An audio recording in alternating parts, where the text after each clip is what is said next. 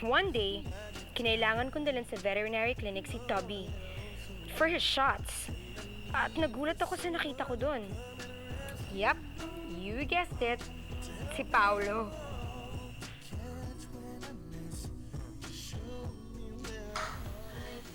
Don't worry, it won't hurt.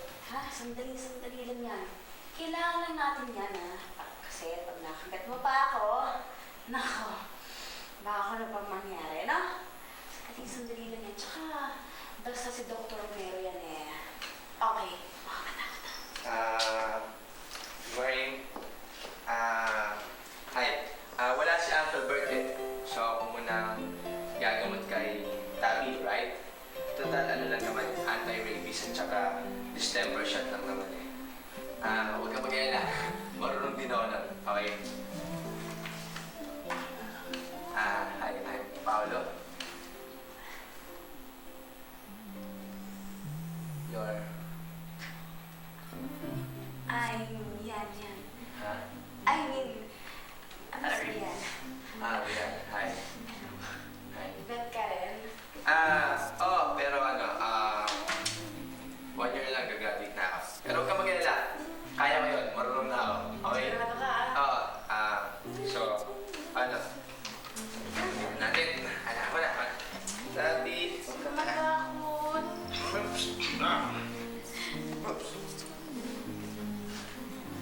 Yan. Sila ha? Good dog.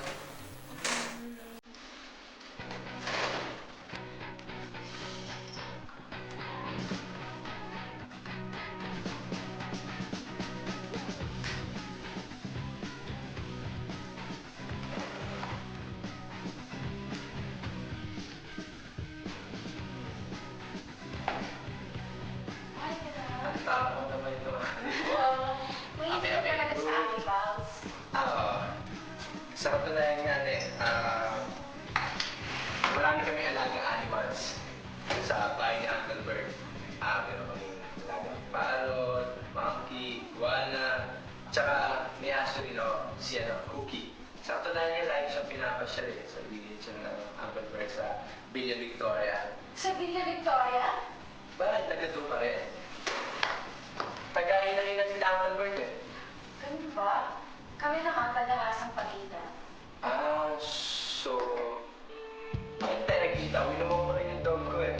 Winuha mo rin ba si mga Tabi? Kasi kami pag weekdays. Weekdays. Siguro Saturday pwede tayo sabay iwak natin yung dog natin. Okay lang? Oo ba? You mean hindi ka niya nakilala from the bar? Parang hindi eh. Maybe kasi hindi cosmetically enhance yung face mo.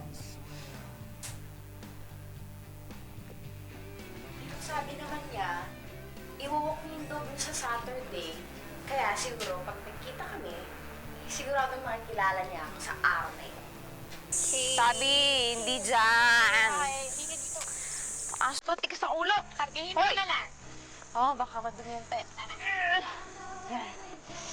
Patalakan mo na.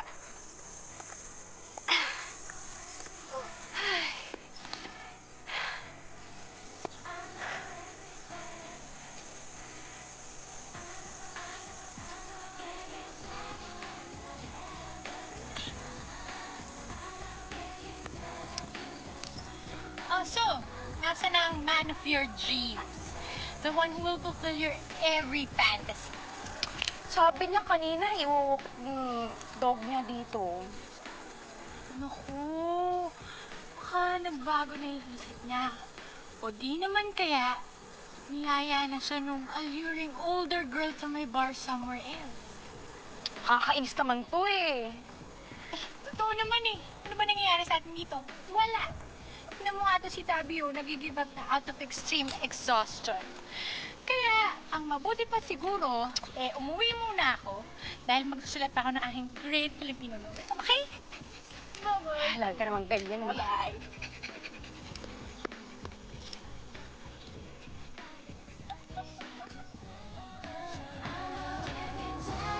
Halika na nga, papi. Let's go. Okay. Hi! Hello. Kanina pa kayo?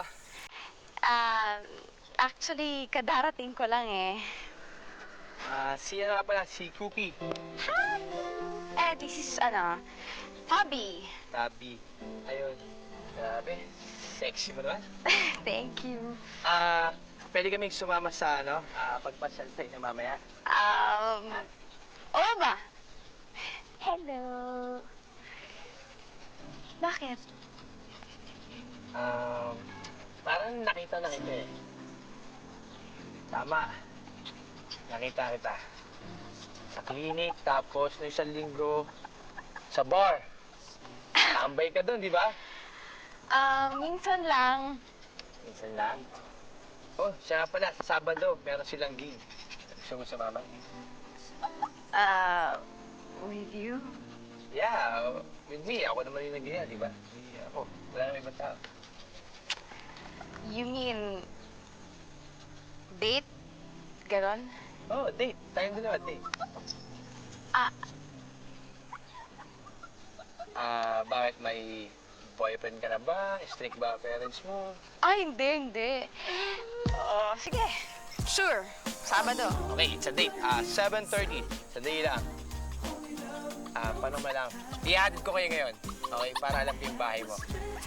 Okay lang? Ha? Sige na. Ika na, Toby. Tara. Tara. Sige.